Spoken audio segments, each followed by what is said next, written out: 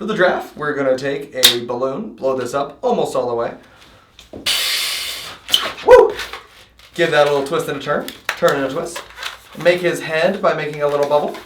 Make his ear by making another little bubble. Unless you want him lopsided with only one ear, like a little Picasso, I think it was. You make another ear. Twist that off. Maybe it's Van Gogh. I don't know my artist. Whatever. Give him a couple of ears, his head, his nice long neck. Couple of lines. I could have said Leonardo. You guys wouldn't care.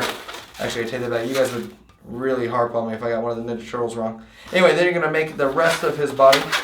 And I don't know if you guys know this, but giraffes have shorter back legs than front legs. I might ear twist this, and I'm actually going to pop his tail. It's going to be super loud. By super loud, I mean super high pitched. Then we get rid of that. Perfect.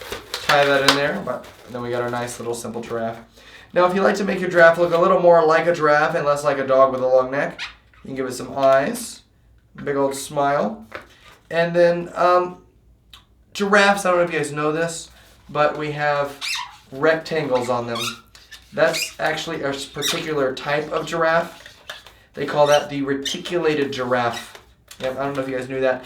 But I don't do the rectangles. Instead, I do the easy giraffe, which is really just the giraffe. So there you go.